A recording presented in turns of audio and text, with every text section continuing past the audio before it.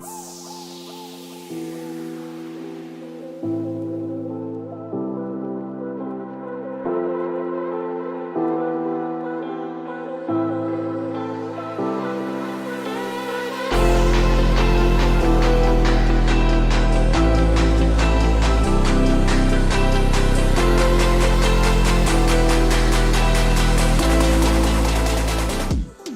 everybody. Very happy because this is the first podcast that I'm doing. I've waited to do this for very many, not years, very many months. And I have a very amazing guest in the show today. Lakini, let me tell you guys something. Let me just read for you my guest profile, and then mtajijazia what this is all about. Think about SEO, video editing. She can do video production, copy editing, photography, script writing, voiceover talent, community management, graphic design, analytics and data interpretation, social advertising. Yani, she can do very many things. But I'm very happy because that describes the space that we are in. So, Cherie Lindiwe, karibu sana. How are you doing? I'm great. How are you? Very fine. Asante for having me. My first ever podcast. My first ever on-screen appearance, apart from my media appearances, which you haven't mentioned, but it's okay. I hope that you'll mention them as we are concluding this podcast so that people know who the hell they're talking to. Yes. You've always been on the other side of the camera. I've always been on the other side of the camera. Okay. And I just like to just give you just small brief recap. Mm-hmm. For the longest time, I always felt like that's exactly where I belonged. Okay. Because I felt like it was my job to bring out the best out of my crew, my cast. Okay, my crew and my cast. Yes. And then up to a point, I convinced myself that I was too shy and I wasn't deserving of being, or I didn't even have anything to say in front of the camera. Okay. But then that, in the recent months, that really changed because now I'm a business owner and I realize that I definitely need to be at the forefront and representing myself and my brand and my business and everything. So all of that has gone to garbage and I'm ready and I'm here. I don't know how this is going to go, but I'm looking forward to it. Okay. So you tell me now, you call yourself, let me just use the word social media manager and digital strategist. Mm-hmm. So just so that our viewers can understand what kind of work you do, it can be obvious sometimes what you do, but just for clarity's sake, what does your normal day look like? What kind of clients do you deal with? What are your routine tasks so that we can get to understand? Okay, I'll correct you there. I don't really refer myself as a social media manager. Okay. I don't refer myself as a social media manager. Digital media strategist, yes. Okay. But overall, I'll call myself a digital creative producer, yes. Meaning I produce content. I produce digital content for businesses to help them achieve their maximum digital potential. Okay. So as I am right now, as CEO and co-founder of Blackbox Productions, I am a digital creative producer. Yes. Okay. So I am a producer at the forefront because production is an umbrella of very many different things. It's like coming up with concepts, finding the right casts, whether it's normal people, sorry to call them normal, but everyday people or influencers. And then there's some project management role that comes in that, where you're managing the whole, you're actually overseeing the entire production, which has been what has been part of my career. Yeah. While you're at that, let me pause you for a minute. The other day I jumped into ChatGPT and asked, give me a list of careers in digital media and content creation. Yes. It was very long. Yeah. And have you found yourself in conflict trying to define what you do or the people you work with, especially around this space, digital production, social media? Absolutely. And how has it been like? I mean, what wanakuita nani? Sasa wewe ni producer? Are you in filmmaking or are you in content? Absolutely. I've been in the digital space for 8 years, more than 8 years, I'd say, right? So I started off as an article writer, meaning those articles that you'd see maybe Tuko or whatever churn out. Blogs, I used to churn out. That's where my career in digital started. Okay. And then I have been trained as a, video journalist. So I've always been interested in film. So at some point I was just like, I don't want to do this anymore. I actually want to venture into video content. That means cameras have been constant in your career. Cameras have been constant in my career. As I was studying at USIU, there were these amazing cameras, and not many people really wanted to have anything to do with them.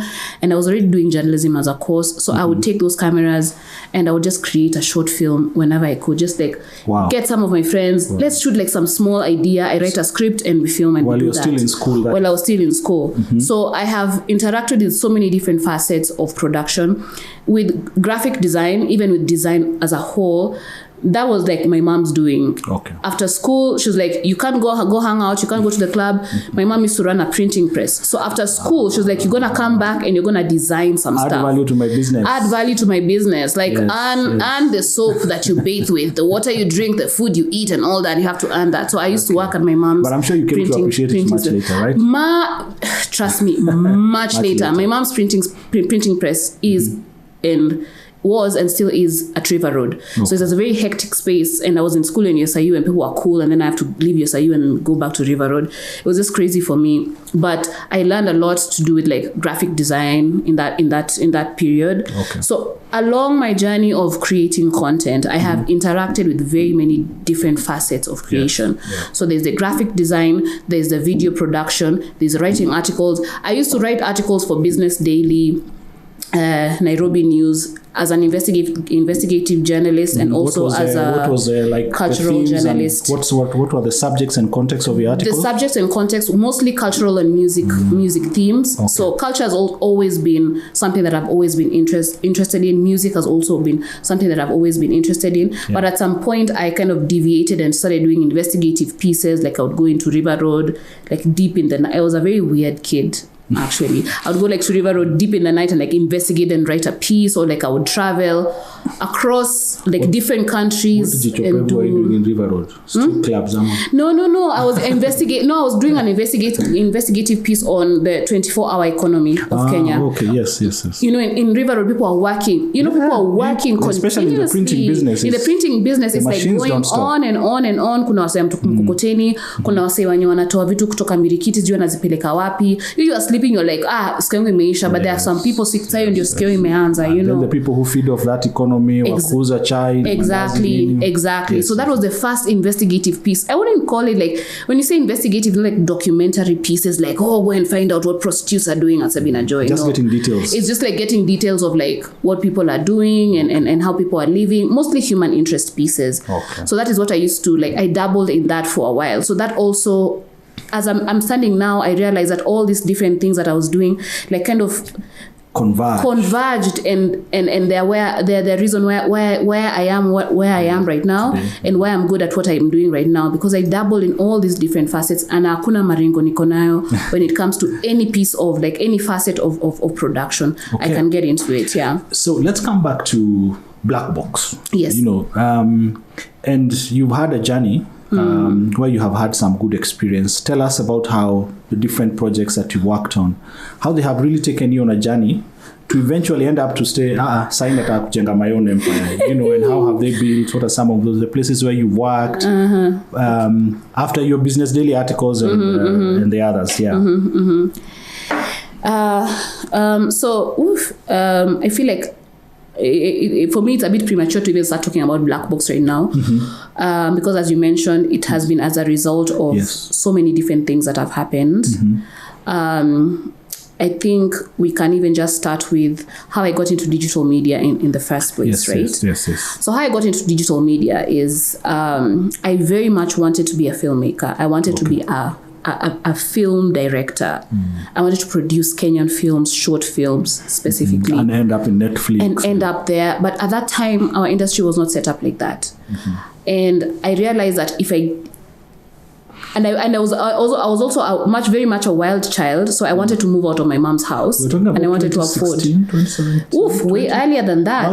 We're talking about maybe the 2013, 2014 is when I made my first film. Okay. And that film went viral. Like, if you look at the CV that I sent you, I was actually featured on BBC, The Guardian, some Italian newspaper for a short film that I produced when I was in campus that Kenyan media companies did not even give me the time of day to like even pitch. So for you, Nabihana Shimakwao was a true story. They couldn't give me the time of day. And then at this time, I am coming into myself, and I'm a young adult, and I'm trying to grow up, and I'm trying to fend for myself, and I'm a wild card, so I'm chasing my dreams. And then I was living in my mom's house, and that wasn't working out because I wanted to just do my own thing. My mom was extremely strict, and that was not working. And I knew that I needed to do something to earn a living. So the only job that presented itself to me at that time were writing gigs, and I was extremely good at writing. I loved writing so much.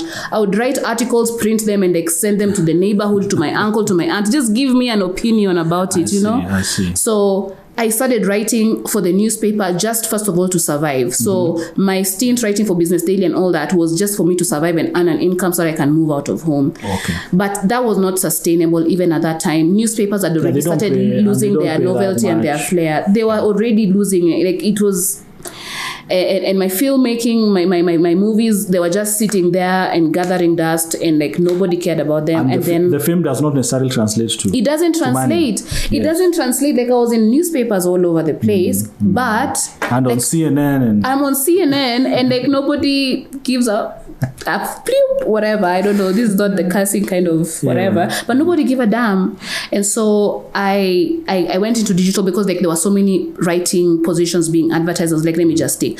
And those writing... That was the time blogs had started to... They had started, and then you work for a place and you have to like write 6 articles a day, and they're like so low quality. I remember I used to cringe so hard because I'm writing 5 articles in a day. Yes. So you cannot put any kind of finesse. You know me, when I write, I like to like actually even just show off my writing skills. But then you don't even have time or space. You don't have time, So they would have errors and maybe something. Okay, my articles didn't have errors. Okay? Or maybe no time to research. But no time to research. They were basic. They were basic. They had no depth. They had no depth whatsoever. But they were paying my bills. At least they helped me move out and like own my own, like not own, but like rent my first place, move my own place, have some sense of independence and autonomy, and like just my own sense of self. And it was just a means to like just survive at the time. And then all that ended up with me now finding myself meeting 2 amazing people who I think were the catalyst for my career in digital. They actually like really started me out well. It was like a pair of like a British guy and an American woman, and I don't know, someone referred them to me because my articles were popping, man. I was writing 5 articles a day, but they were popping, okay? They were popping. Do you mind telling us why you're posting? So the articles were, the first organization I worked for was called Hivi Sasa, which was a county news I think I remember such a magazine. Brand, Yo, that job was stressful to me. It was so stressful because part of my job, first of all, at that point, I wasn't even writing. I was put on as an editor. And Hivi Sasa was like a kind of like a citizen journalism kind of vibe. They must have been among the first. So we were getting like news pieces from all around Kenya.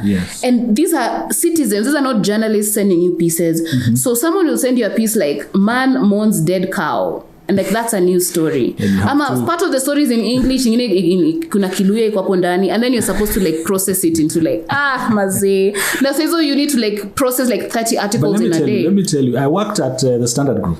And media is high pressure. It's pressure. I remember, guys, it's just thankless. It's crazy. And tomorrow does not care about yesterday. No, it does not. New stuff every day. So I understand when you say that it doesn't. And at that point, pressure, I was working at this place and I was so stressed out because I hated it, and I had to like, process all these articles from people who are not even journalists.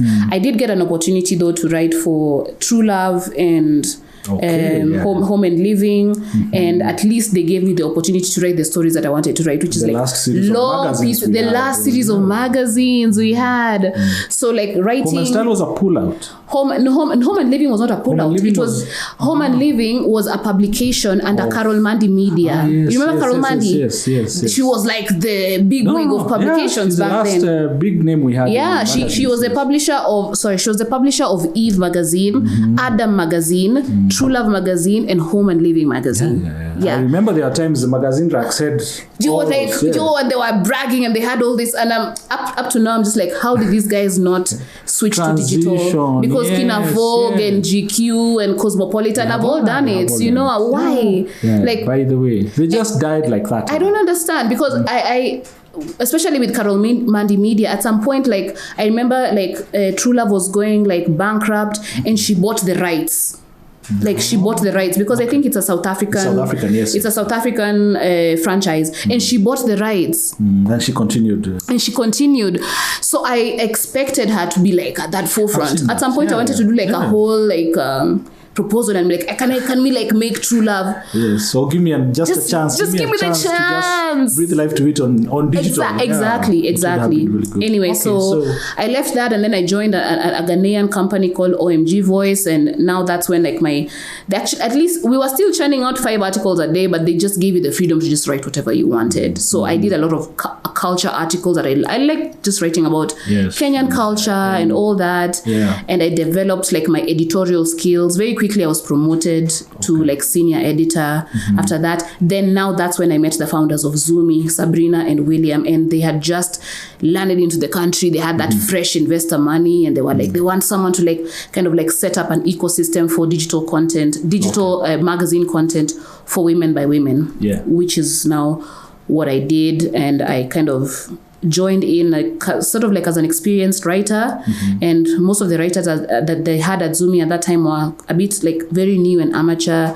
So there was a lot of struggle, and now you have to spend a lot of time trying to teach them stuff. And then people are rigid, and people have attitude. I think that's when like my first stint of kind of just leading people began. It was not easy. It was hard, and you have to deal with different personalities. People don't like you. People don't but you have to get the job done at the end of the day. Okay. And which I did. And for the first year, it was amazing. The articles, of course, that we were doing, like. So this Zumi is around 20? This Zumi is around 2016. So by 2017, now we transitioned into video content.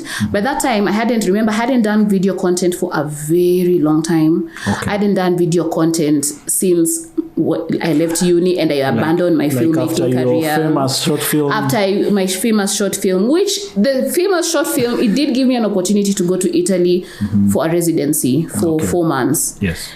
But that was that. So you stopped film until... I stopped up until that point, and they were like, now, there was that digital revolution that had started to happen. Like video content had started seeping into the industry. And so now they were like, now we want to start doing video content. Yes. And I was like, okay.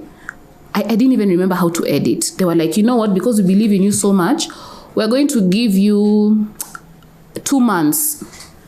We're going to give you 2 months to repolish and learn again. Editing skills. Yeah, video editing. We're going to give you 2 months. You don't need to come to the office, and we're going to pay you. Oh, like you stop doing what you're doing. Go home. Refresh your skills. We'll call you when we need to, but we'll pay you, but just go and learn. Because the growth that they had I think they'd even seen something in me. The growth that they had seen in me, they were like, we're going to give you 2 months. Go and learn how to edit video, and then come back. I didn't even take 3 weeks. You must have had some fire in your bones to come and do this video. I had so much fire because, man, I'm back to doing video. Which is what I love. In your element. I'm in my element. I think if I look at that video right now, I'm going to be so embarrassed, but I was so proud of it back then. Like, it was just like a video about like how to make Bantu knots. I don't know if you know what Bantu knots, like a video tutorial. Like, I just get like video, like pictures from the internet, and then like I do like some transitions. I'm like, wow, this is amazing. Okay. And then I sent it to them, and they were like, wow. And then they give me another thing for Jumia to do for them, and then I did some stop motion thing that they were like, wow. And then that is how they were like, you know what, This is it. We are in charge. You are in charge of creating Zumi video content now. So, of course, for me, I always know, I don't think I'm a genius. I've never considered myself one. I always just take ideas that already exist and then you just twist them and make them into at that time, so that's what I did. What was Zumi kind of content was, you see, it was targeting for women? Women. Yeah. And it was across different things, beauty stuff, hair, love, relationships, wellness, all that. Business angle? No, we were not even thinking about the business angle at this point. Okay, it's just this thing for women feel good. Women feel good. Women feel good. At this point, there was no business angle whatsoever at all. And that's 2017. This is now 2017. We're not even into 2018 yet. 2018 is when we started pivoting into the video content and we started understanding who we are. But by 2017, there was a lot of experimenting going on. At that point, my only point of reference, I think, was BuzzFeed, because BuzzFeed were, I think, the big wigs of digital content creation, because there was BuzzFeed as like the parent group, and then there was BuzzFeed Food, then there was BuzzFeed Fashion, there was BuzzFeed, and then they were like, they had even like franchised into all these other different countries. So they were in Japan, and they were like, I was like, wow, this is crazy. And even the way that they integrated like content and e-commerce for me was like, I thought it was so genius, because they would do articles, they would do videos, even their food. They had this food channel called Tasty, and it was very simple tutorials, but then like the utensils there are like linked to like some link, the ingredients are linked to something. So that's the moment you're convinced here in this recipe or whatever, you're like, how do I get decision making to make a purchase? Exactly. And that means you're benchmarking with yani globally. Globally, me I was on a global scale. Me I wasn't looking at Kina Nairobi News, Kina. Oh, sorry, no offense, man. I wasn't looking at Tuko. I think they served exactly the purpose of which it was intended. Local content. But for me, I wanted something different. And I think there was also I think you've also looked at that, like expansion, scaling. When you think about something like scaling. I was looking at, and also just churning a lot of content with a very with a small with a confined space. All of it was most of it was just being done in a studio. And then one other thing that I'm gonna go like step by step in the lessons that I learned in creating content. It's very important, because you see this podcast, even where we say Biashara Box, is because our focus is on content, but with a very strong business angle. You know, I think content online is ruled mostly by entertainment kind of content. And I think guys have not been able to like draw the line between where does entertainment end and we look at business with the right angle. And sometimes watu wanachanganya like this. So it's very important that you tell us. So you looked at it, the step by step, you looked at it, and the business angle. At that point, forget even about the business angle. At this point, I'm still at the point of how do I create content, video content for Zumi using as little resources as possible. Mind you, at that point, yes, we had some investor money, but very, very little. We're talking about very little.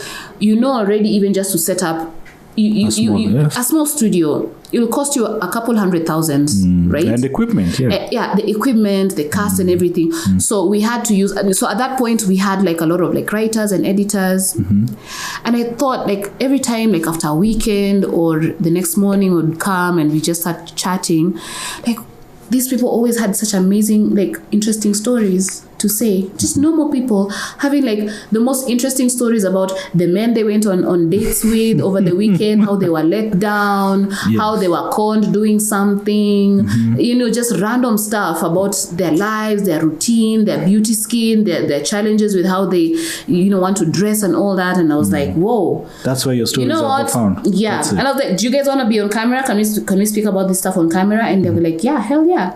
So they supported me a lot in as much as I also gave them that opportunity to be on camera. So we were kind of like had this symbiotic relationship where like I helped them like kind of articulate and vent out what they wanted to say on camera. But at that point, it's not like they even wanted to be famous. They just thought it was cool, like to have a camera in your face and you have all these things. I mean, before that, being in front of a camera was a preserve of being on the big media stations. Being on, and now it's being the airwaves are being liberalized, so you can appear in front of a camera and you don't have to be on the big stations. You don't have to be on the big stations. So there's a camera over there. And the first production we did was absolutely terrible. It was so bad. The sound was so bad. I remember I went and got fabric from Zumi. That was just like, it just was not working. We weren't even using microphones. I think we were using camera sound. Onboard sound. Like the onboard mics for the cameras. You see, like the cameras that are like, forget about this camera. Like, you had been given 2 months to go and learn. It was bad. It was very echoey. It was very echoey, but we grew. We grew. Like, so after that, it took months and months of like now refining the idea and just never giving up on it. But you started anyway. We started anyway, and now we started refining it. And we did not even. There's someone who was brought in to train us, and I was just like, "What? You don't even know what you're talking about for real."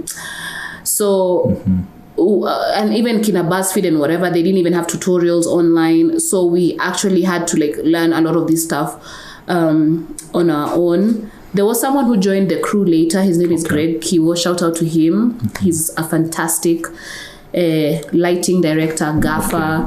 And at that time, he was primarily our DOP. He was our technical. Yes. So we worked with him for a very long time. He wasn't necessarily like the best DOP, but he did the best. He elevated whatever you guys were producing. He elevated it.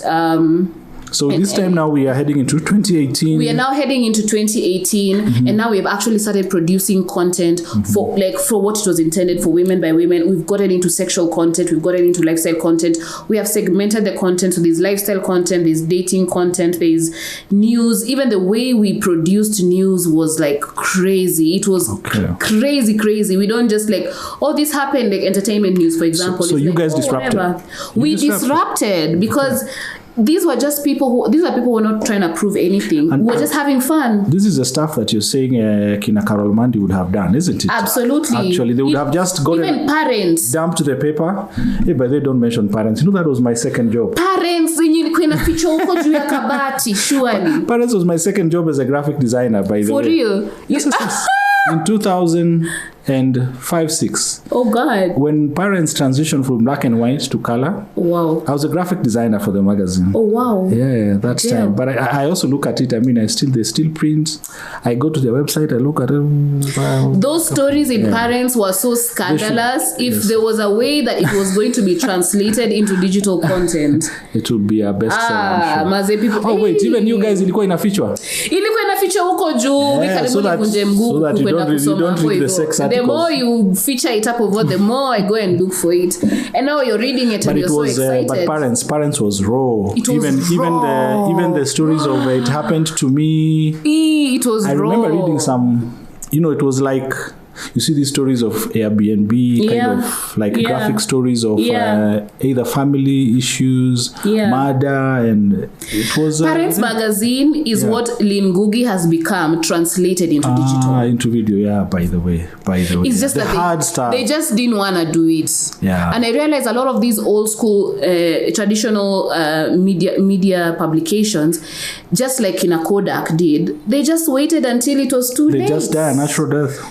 They were stubborn for way too long. Imagine, and that thing started in 1985, I think. That Parents Magazine. Okay, so we were in 2018 thereabout. We're in 2018. And Zumi is making waves, disrupting the space. Zumi is making waves. We're talking about our sexuality very openly. People are talking about their vaginas and the smells and how they feel like it's like bam, like in your face.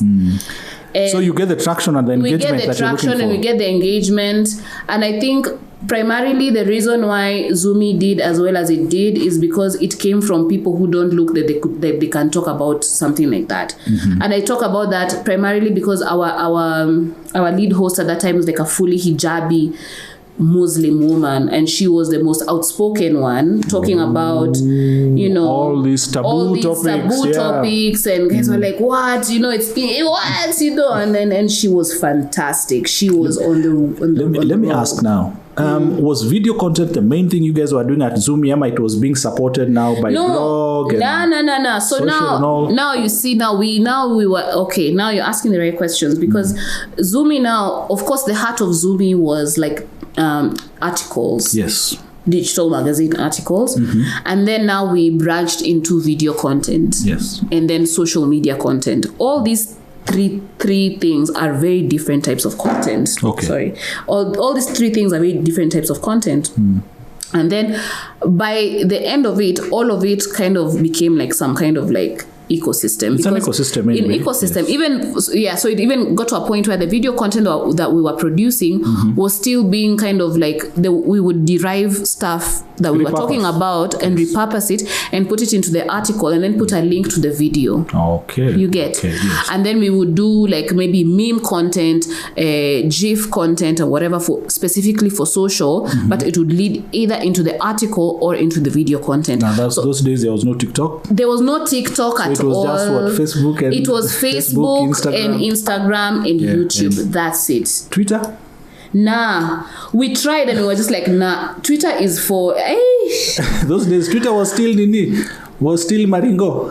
Like today. And I actually, to be honest, I didn't even want to even bother. You didn't even want to go there.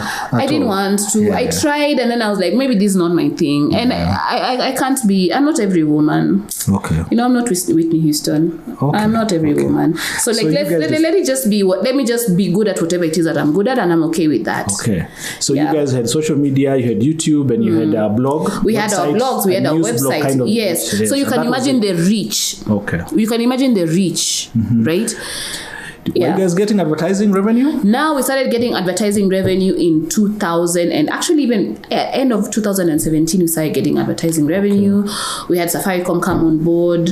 We had Share Moisture come on board. We had R&B, which is Rekid and Becky Stam. So sorry if I've said it badly. It's just like the Rekid Becky Stam. Tell us the products they sell. There's like Motin Doom, there's Dettol, and like those that brand. Rekid or whatever. Becky Star or whatever.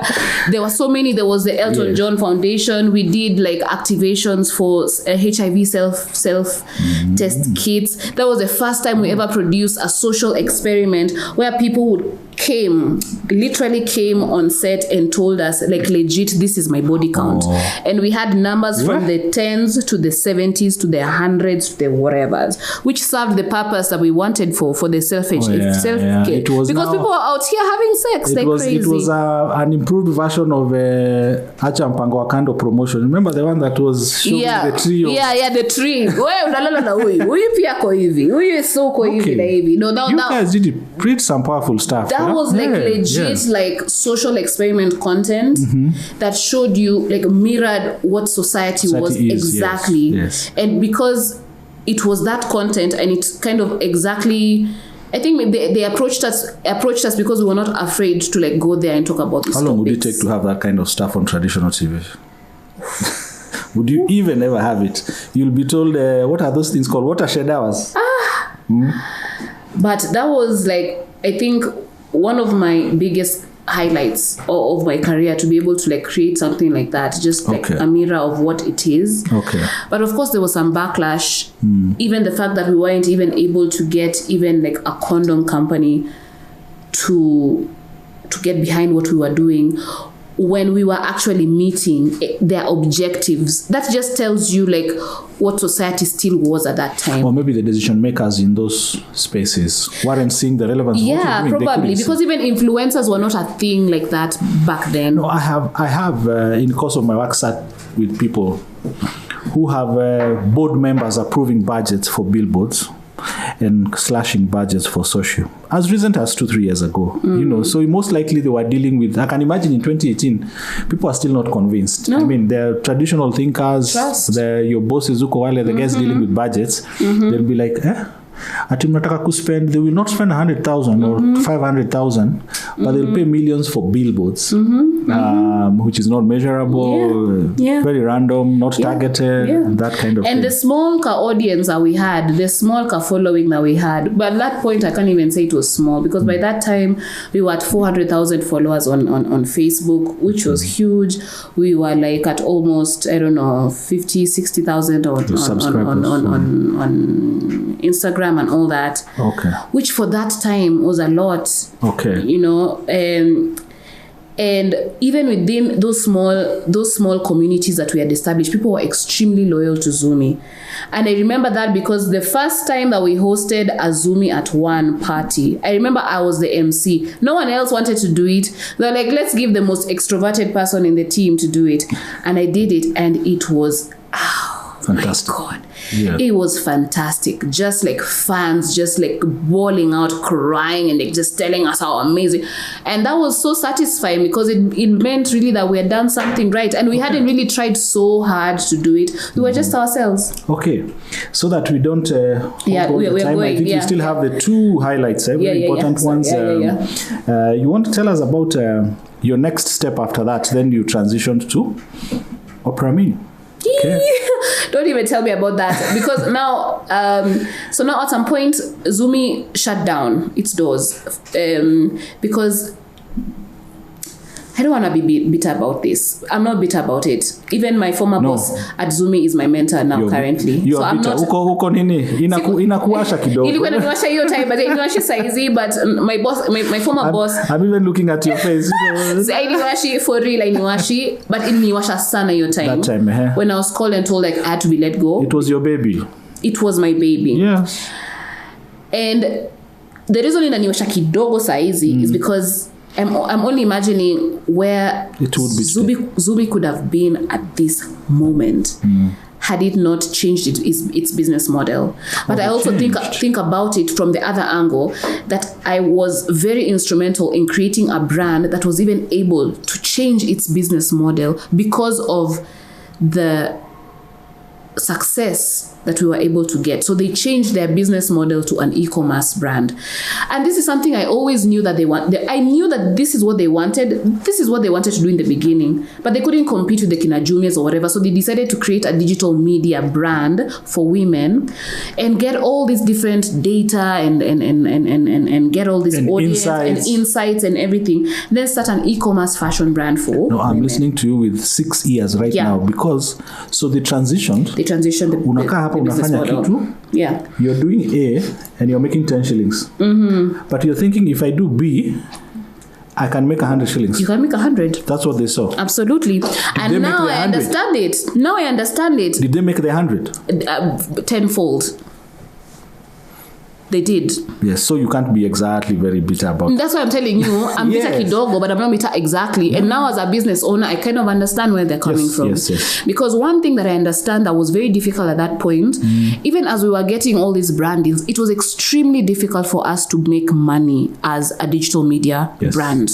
And I knew for a fact that they tried their level best to maintain Zumi as it was, as a digital media brand. We had to fight with guys in agency. We had to, creating for entertainment is crazy, because you create an amazing brand and then in the hopes that someone is just going to come and buy into that idea. I'll tell you. At that time it was crazy. Yeah. I have a little baby of a news platform that I'm trying to establish, and I have done desktop research. A lot of online news platforms are struggling with revenue. Many, even the big ones, I have read. Yeah. I don't know about Kina Tukos and Kenyans and all that here, but like even globally, they are there, but they are struggling. And if these guys saw that they could make more money here, perhaps with less ease, 10 times fold, with less pressure and not too many moving parts, your 6 articles per day and all that. I think as a business owner now, like you said, I do understand. Yes. I do understand. And you have those eyes of the business now? Yeah. You had. You didn't have them then? They have them then. Absolutely not. No, you are just seeing your amazing creating content. Vibe stuff. Now even as a business owner, like it's even the number of times like I've had to like just sit and create amazing stuff. I can't even imagine. Most of the time is sitting in meetings, writing decks, calling, following up. Like the fun part of creating. you just kind of have to accept the fact that it's gone. Most of it. The reality, yes. Most of it has gone. Yeah, and maybe you'll probably experience it kidogo, but not as much as you did when you were working for somebody else, and your primary job was just to create. Yes. Now you're a business owner. You have to think about like the money is the one that gives you the highs, not the creating amazing video content. Yeah. Okay, so yeah, so they changed their business model and they became a huge e-commerce company. Okay, and that is how the doors of Zumi shut down. Okay, and then you transition. Then I transitioned and I went to Opera Mini, and Opera Mini is a Chinese owned company, and I had a huge culture shock there. I used to cry in the bathroom on most days. It was like for real. Totally different. They didn't even know our names. Like they used to call. No, I don't want to say. Even them, they have different names. Oh. No, like they call themselves James. We had the numbers. Oh, there were that many. You were assigned a number. I was number 75. And so I remember that I don't think they did it like out of malice. To be honest, I don't know what was going on there. Most of the time I was on autopilot, but I remember the only part that I really loved about it is when they commissioned me to like create for them digital advertisements to help them get people to download the Opera app. Okay. The objective was just to have people. Yes. So I remember I produced 115-second videos during my time of employment there. More than actually. Yeah. And still the same thing. I'll just get guys from the office, and funny thing, I was now producing sports. Oh, what sports? Like football, FKF? Football, like doing highlights and saying this is what happened if these guys are like Arsenal, whatever. This is the game that's coming up next, and then like I have to like shorten it and like get guys to like But I think I loved it so much because the host that I got was amazing, and it was also nice. I like just like liked it. But chartering new territories. Definitely, Zumi was a much higher quality. Much. But even if you get like a small bit of hope, you just want to come in up and you just like, okay, let me just whatever it is that I have right now, let me just go with that. But I was there for like 1.5 years, and then COVID happened, and then we were let go, and then there was this whole gap, and then that's when CTRL Z happened. Yeah. Okay. Talking of football, you know, hours wako behind cameras wanataka tumalize ndio wakawatch futa. Anyway, let's continue. We finish. Now, you have shared with me a little bit about one of the latest projects, and I was very excited because let me give you what came to mind when you told me about your project. Then you can introduce it. When Switch TV came and they were doing their free-to-air thing, and then at some point, of course, like many media houses, you know, you see those two screenshots, scaling down, shutting down, and they decided to go digital. You know, I think I appeared on like 2 shows on Switch TV. You know, they were catching the young audience and that kind of demographic. But then I want to believe that your Gen Z show was something. Tell us about it. And the only thing that they did wrong is that they're on TV. Okay. Juu by the way hata kwani majenzi wa ushagoa on TV? They're on TV. That's not where people are hanging out. Hata watu wa ushago wanaombanga simu waangalie vitu kwa nini. Ama wana subscribe zile data low budget. So that they can watch, Okay. So CTRL Z came about after a very long hiatus of mine, not self-induced. I did not intend to be on such a long hiatus. So by the time I got the job at CTRL Z, I won't even lie to you, I just wanted a job. Okay. So this opportunity came for me to be, actually my title was digital producer. I did not understand the gravity of what I was going to do at that place. Yes. I did not know that I was going to actually found a whole digital platform. I was hired as a digital producer, whatever that meant. But definitely by now we can see you love your Goliath David kind of scenarios in your projects. You overdo. That's my problem. I cannot help myself from overdoing. The projects you're given are like, okay, will I do this? But I'll do it anyway, you know. And you end up building something larger than even you could have. Exactly. Imagine. So CTRL Z was like, I don't know, like, you know, when, sorry to reference this, and apologies to the Native Americans. when Christopher Columbus came and he discovered this land, and there was nothing, and there was just grass and trees and whatever. And then he built a whole city with rivers and a functioning economy and all that. That is ideally what I did at CTRL Z, without kujigamba sana, but that's exactly what I did, of course, with the help of a couple of my teammates. The assignment was to create, I didn't even know at that point that I was even creating a brand for Gen Z. I knew that I was just creating a digital brand that people would like.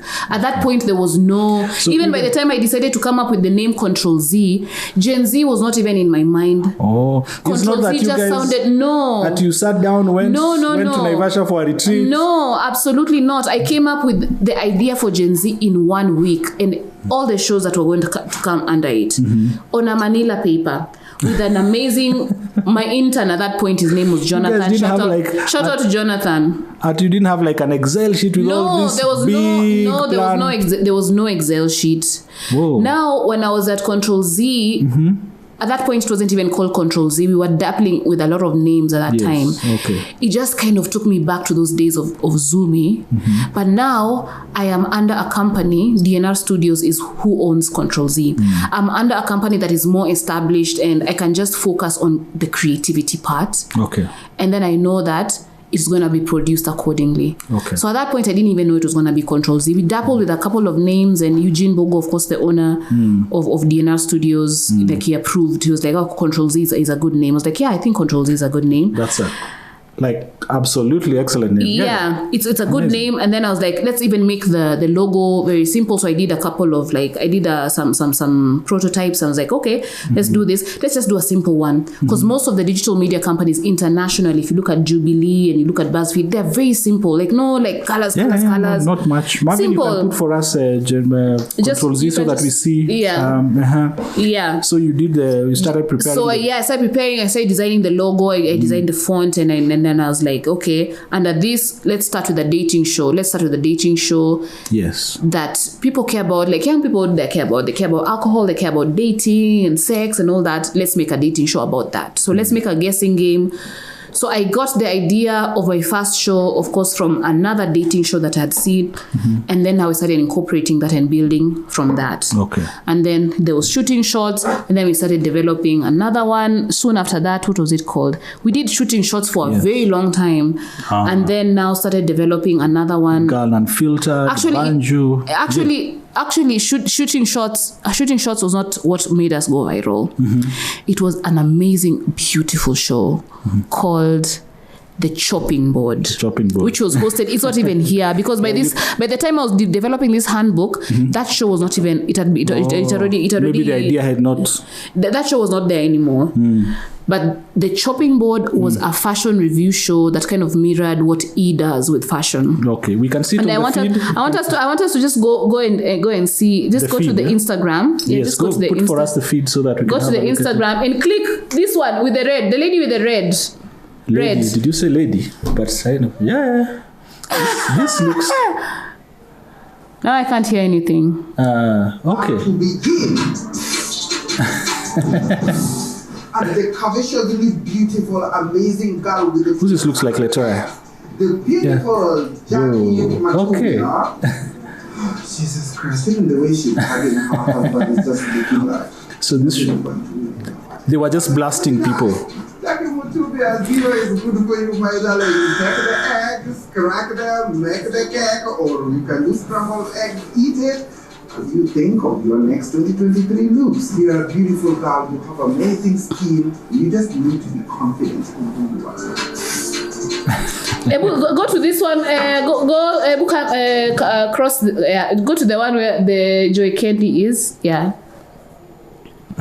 I love the fact that Ket Actress is actually what we call Wolf Ketokore. Basically translating to being there by force whether you want to see. Some people call it Get Rona. These are the best looks from 2022 that brought the fight. So these women were actually tasked to fly all the way to Paris. And yes, Joy Candy is one of the women, or rather influencers, that will never go wrong. I think this lady creates a vision board, a mood board, storyline, and then at the end of it, do the testing in her own laptop before she posts anything on social media. Look at Kate the actress, the way this girl dresses, she dresses all the way to the top notch.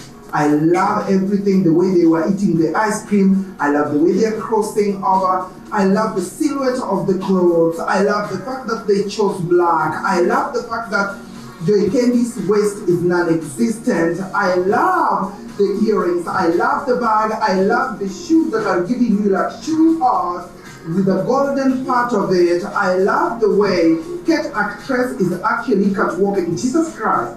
If you meet this girl, she is taller than your education level. I mean, she is vertically challenged. I'm going to give them 9 across the board. Okay. So you're looking at this. The reason why I wanted to show you this is, for me, this is a solid example of good producing, good hosting, good editing, concept. Across the board, like 360 degrees. 360 degrees. It was literally a team effort, for real, to get to that level. And production was at the heart of it. And you know, we haven't even the reason why you're not even seeing Latoya at that time is because we had an error with the video, and we didn't have the video, so we only had the audio. And so what we did, we were like, oof, let's come together because we don't want to get into trouble with the boss. So let's just put and it still worked, and it still looked really amazing. Yeah, but I think even at the bigger studio, like production, you got top notch quality. Okay. So at the time that we were starting up, this was nights and nights of pondering upon like the right structure, the right angles, the right whatever. But I can ideally, even the editing, it's snappy. The sound production, it's snappy. Everything is snappy, and it just got better, of course, over time. This was before COVID or after? This was definitely after COVID. This was actually the beginning of 2023. This was February 2023. That's when we launched the chopping board. And this is the show that made CTRL Z go viral. The first video that we released of this particular show got 50,000 views off the board in 24 hours. So you guys were doing a lot of shows, and they were just there. They were there. The moment you brought this, they were there. And then you just need one show to let people know who you are. Know about what you're doing. What you're doing. Then they come and they follow, and then they're like, oh, come you also do these other things. Okay. Yeah. So that's how CTRL Z started, I think. And how successful has it been? How engaging? Have you guys been able to reach the right target audience? Are the gears moving? You know, of course, when are you still there? I'm not at CTRL Z anymore. Okay. But for the year that I was, we kind of started developing a new show, at least I think once every 2 months. So after that, we started doing an entertainment show. Then after that, we went into social experiments. We developed a show called 50 People, which was like bringing 50 people to the studio and asking them the exact same questions, just to like get a different perspective over a same subject. On the same subject. Okay. And then after that, we dabbled into like a music review show called Swahili Sheng Connect, which was bringing a guy who's very well conversant in Sheng, and then another person who's very well conversant in Swahili, like Sanifu, and then letting them like listen. They can they connect. Yes. So they can review a deeply Sheng show where the Sheng guy is teaching the Swahili guy, and then the Swahili guy now reviews a song maybe from the coast or Tanzania, and is like explaining to the Sheng guy like what that means and breaking it down. And then like there was Banju, which is like a dance show, which was like bringing in dancers to like come up with their own choreographies, giving them autonomy to just create whatever it is that they wanted to do with the songs that are trending. So tell me, Cherie, for the sake of guys who are watching this show, business on digital. We are not talking about KTN, NTV, Citizen, K24 here. We're talking about a show that is entirely on social media and YouTube, right? Did you even guys have like an app or anything? No. What kind of insights? Because we are talking about recent stuff. We're talking about 2023, the last 12 months. What kind of insights did your job at CTRL Z give you in terms of where we are heading? Perhaps some of us are in denial. Advertisers, were they looking for you? Is it an expensive affair? Is it a long chase? Does production, how important is it? I'm here with Marvin, you can show us again CTRL Z handbook. Kwani hata vitu za online zinakuanga na handbook. How serious is this in terms of business, attracting advertising? What insights did it give you? The first thing I'd say for a fact, and the thing at least that made me take digital as seriously as I did, is that digital is not just the future, it is the now, and it's happening, and we need to move with the times. I personally, when TikTok came into the picture, I blew it off, and I was like, this is just a facade, only for me to be like kind of like a champion of it. At some point, you actually need to move with the times, and you need to adapt. They came and dictated everybody. Now everybody's doing reels. Exactly. It's here with us, and it's not going anywhere. And I'm seeing a lot of businesses. One of the major challenges that I have had, even as a business owner, is just getting people to buy into the idea of adapting digital as their main source of marketing. Number one. And not just adapting it in that way where you just follow the trends. Because what I'm seeing right now is like a trend is going to come up on TikTok, right? Then you'll see like Diamond Trust Bank is doing it. Then you'll see like, I don't know, Sativa is doing it, whatever. Using like, the trending audios like you just and stuff. You follow the flow. You follow the flow. No. I believe that every single business right now needs to have their own content factory that is not dependent on trends, that is not dependent on influencers, because those are very short-term methods. You're going to overpay an influencer, and I am not hating on influencers. You haven't talked to get your bread. Yes. Get whatever you can get, right? You can get an influencer, but I definitely believe that is not the only thing that you should be looking at as a business. As a business, you should have your own team that is constantly churning out content deals with what you do. Deals with what you do, and following the trends. If it's AI, they already know what is, and if they don't, send them to training. Send them to get the relevant training to do that. Because it serves for a much more like longevity. Really, you've walked into a meeting where guys said, "Utatufanya to trend." Client. It just doesn't happen overnight. It doesn't happen overnight. Look at what I did for CTRL Z. How long did it take for me to even trend with the first video? Even for Zumi. And at that time, I was creating for entertainment. Can you imagine creating for business? For business, yes. It's even... Can you imagine? It takes a while, but you will reap the rewards, and they will be great. Build an online, build a digital brand that is separate, that has its own autonomy, but it's still related to the business that you're doing. But it's constantly trained, and it's constantly adapt to the technologies that exist right now in digital. What's these pitfalls you've seen with the whole story about celebrities and influencers? Because I think it's just a fool's rush in kind of scenario where everybody is just like, get us this person. Of course, they've got their millions followers. Yes. But do you see maybe disconnection in terms of like themes? Wale wanauza mashamba. We had one guy selling tissue for different companies. All those kind of. What are some of the biggest pitfalls that you see, or challenges, or the problematic scenarios with, especially with influencer? Because that's where kila mtu. It's the same thing nakwambia, is everybody is rushing to like follow some kind of template. There's no template when it comes to social media, digital content. There's no one size fits all. You're a tissue making company, and you've seen maybe an influencer like Aziad, and she's over there and she's marketed this brand. Yes, I know right now digital influencer marketing is right there at the top. Yes. But for me, what I'd ask you is, for how long will that be? You're going to pay this influencer how much money? For how much long for how long for them to be able to do what the ROI from all that money the ROI is, yes, and the while you could have actually spent time on even I'm not and this is how I'm going to tell you I'm not hating on influencers. You can even get an influencer even with 10,000 followers who takes the time to understand your brand and gives you exactly what you need, and maybe targets the niche that you want. Okay, yeah. Because you're gonna get an influencer who is big but is oversaturated.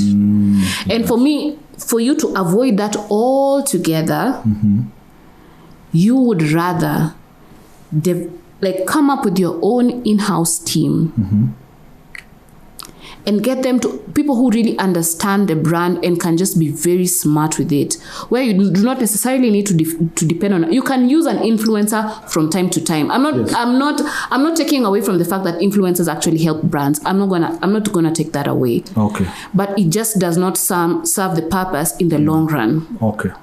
Right? Yeah.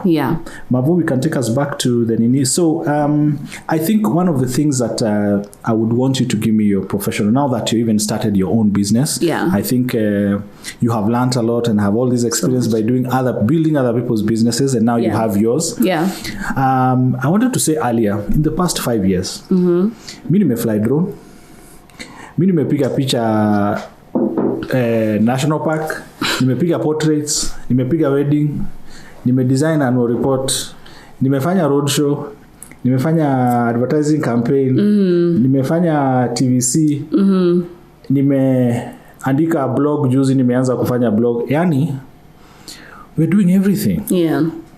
Is it really going to work? I mean, we are in a very fluid state in terms of this whole digital and content creation and marketing.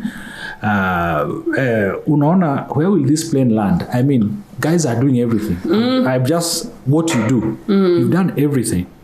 Are we ever going to see where clear demarcation is going to come, or are the communication and marketing managers have to become producers? And no, that's not necessary. The reason why I had to do all these things that I had to do, be a graphic designer, is because our industry had not grown to that point where you can actually join a company and have a very specific role within that. Yes. At the point where I was even starting digital, yes, you lose social media management, but you have to do all of those things. Because even the idea of digital and social media management was so new. They're like, okay, imagine right now, my professional opinion, as a seasoned digital strategist. Yes, on all rights, yes. Yes, as an organization, if you can have and afford to have people dedicated to very specific facets within digital. Tasks even just have someone for just Facebook ads and have them just be specified to that. Okay, one person. One just for ads, just for media buying. Then you only have another person for Instagram. What I'm seeing happening is you're overwhelming your social media manager to do Instagram, TikTok, and these are all different platforms, and all these different platforms have different rules. Yes. You're overwhelming them, and as you're overstretching them, you don't even realize that you're overstretching your own company. You'd rather they pay the little extra that you can do. So you believe they should be spending all these big businesses, maybe even the smaller ones, medium size, shift budgets to digital. Utaki waende pale and diversify. Utaki waende pale NTV watoe campaign ya 10 million to run before 9. You know. If you feel like doing that, do it, because bado kuna wazae when you watawa. It depends with what kind of business. Are you selling cement? If you're selling cement, by all means go to digital and go to Citizen and pour 10 million. Watu watanunua juu ni wazee wako hapo wana watch news na wata watch Bamburi cement ads. Okay. Sindio? But if you're targeting, what is your target? Are you targeting Gen Zs? Then of course it's misplaced to go and put an ad on Citizen TV.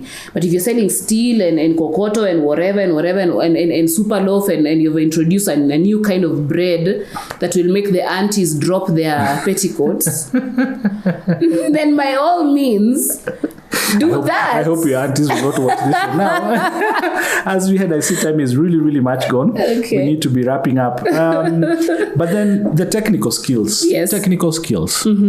We are in a space where a lot of communication, advertising people. Yesterday, I got a phone call from an old friend who wants me to teach their marketing person. They are in property markets. They want me to teach their marketing person graphic design, photography, and videography. Please note the words, just videography. See your Netflix. Where do you see that heading to in terms of the skills that people really have to have? There is no... Does everyone, especially for the small, medium size, they cannot afford to hire people? You need to at least learn the basics of everything.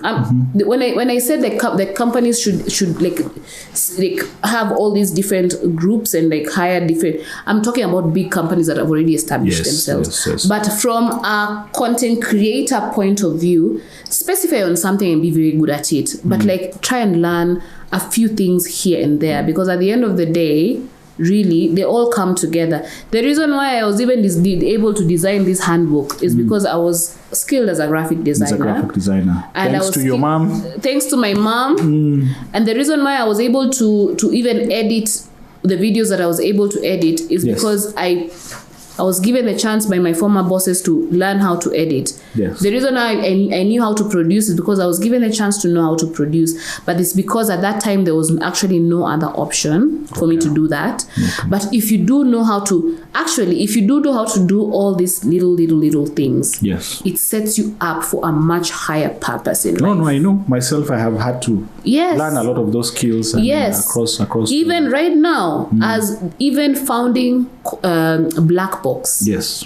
Is because of all these different skills that I learned along the way. And now you understand them? And I understand them and I can lead a team and I know exactly what I need from every member of my team. And hawezi nidanganya waniambia hapana nijue mimi najua hii kitu ina take how long ku edit. Mimi najua hii kitu inakuaje, inafaa kuaje. Okay. You see. I see. So, and because you have already gone there, tell us a little bit as we get to finish Blackbox. What is Blackbox doing? How does it intend to? Why should somebody consider Blackbox perhaps for their work? And then there is that debate I have seen a lot in other forums on digital marketing. Do we have an in-house team or do we go to an agency? Okay. Blackbox. This is it. What is a black box? First of all, a black box, when you think about a black box, what is it? It's like a black infinity inside. It's just black inside, meaning we are not boxed into a particular idea. It can be, we cut across every different genre of business. Okay. Right. So as Blackbox, as a company, we are a media production company, specifying mostly and not only though, but on digital media production and offering support to businesses, which can be corporate, it can be commercial, retail, helping them achieve their maximum digital potential by veering away from campaigns and advertisement, but going more into the way people have always done it for years. Yes, veering more into what the company is in a storytelling way that helps them get and reach to their customers and their audiences in a more organic way. I know that sounds like jargon. This is how I'll break it down to you.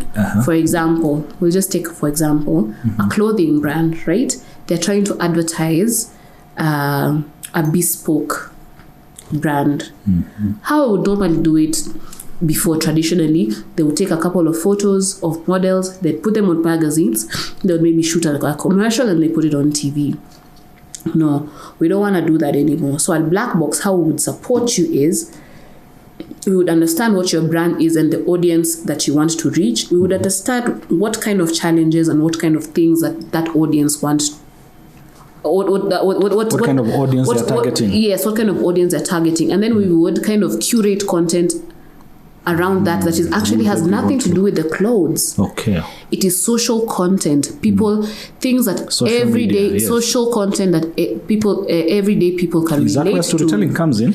and the storytelling comes in, the clothes are just but a bonus. So we are helping companies to invest in their clients emotionally first before the business side. So by the time you come to convert, wakondani. Even businesses are capable of creating their own influencers as they are. And I think that you really believe in that gospel that they can create influencers that they can grow with. I have the case studies to prove that. Okay. I have the case studies to prove that. A lot of retail and commercial companies in the US and the UK are already doing that. And maybe they might not have converted within the first 6 months or something, but when they actually... So for example, I would take for example, there's a particular brand that I love. In the UK, there's a particular brand that I love, and it's a streetwear foot brand. It's called Foot Asylum. And Foot Asylum, I came to know about Foot Asylum because of these influencers based in the UK. Their names are Philly, Chunks, Nella, Rose, all these guys. They are like big in the UK. And I got to know about them because Foot Asylum as a clothing brand have their own YouTube channel, but most of their content have nothing to do with clothes.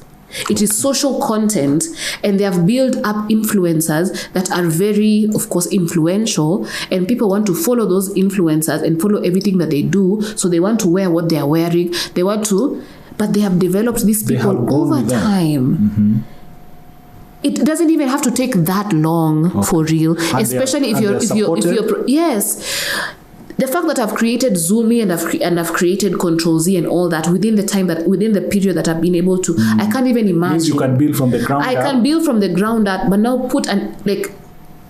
now combine that with an eCommerce retail angle. Which means instead of maybe pursuing a Kenyan influencer with 2 million followers, and their demographic is miscellaneous, neither here nor there. You build an everyday person. You can look for somebody with 20,000-30,000. Yeah. Even just start building. Okay. I'm not saying like this person has to be like from zero. Yes. Unless this person is extremely interesting. But they must at least have some level of following, and then like you build, you kind of onboard them onto the brand. But they're doing social content that has actually nothing to do with the clothes, but they are wearing the fits throughout. You can even create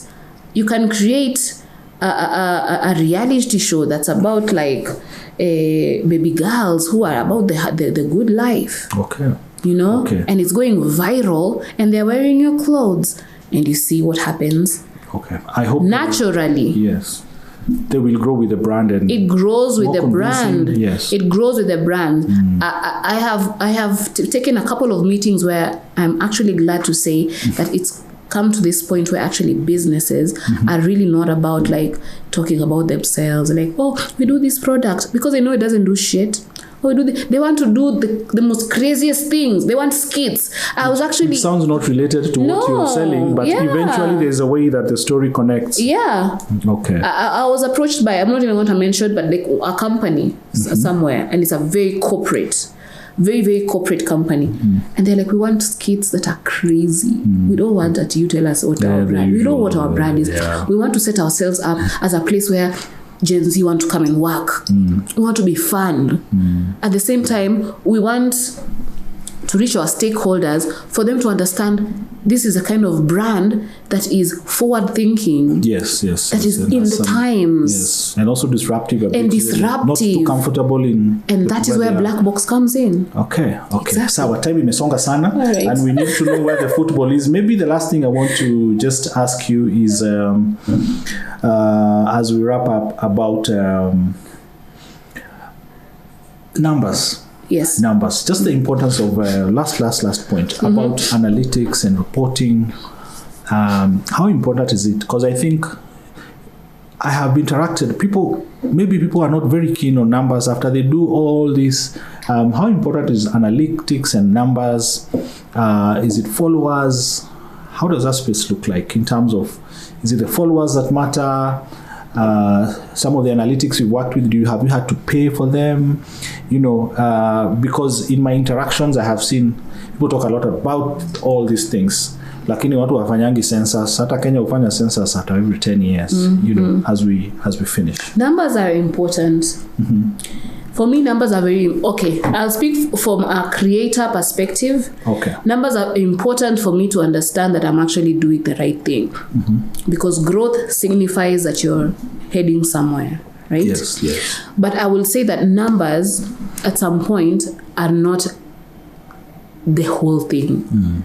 The whole thing for me at this point is brand loyalty.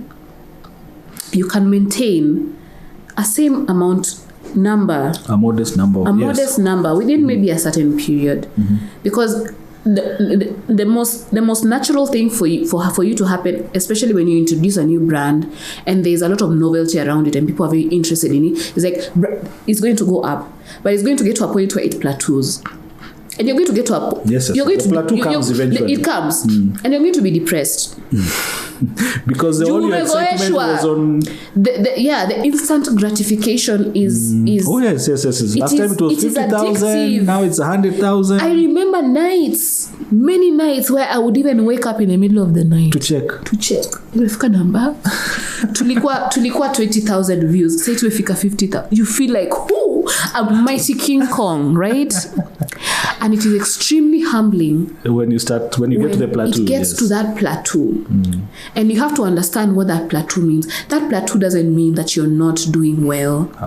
It does not mean that you're not doing well. You just need to now understand your numbers. You now understand the numbers, and then maybe figure out how to switch the gears, how to diversify the content. As long as it's there, as long as people are not like unsubscribing to like like YouTube, or losing followers. That plateau should be your chance to just sit and reflect on the next thing. Okay.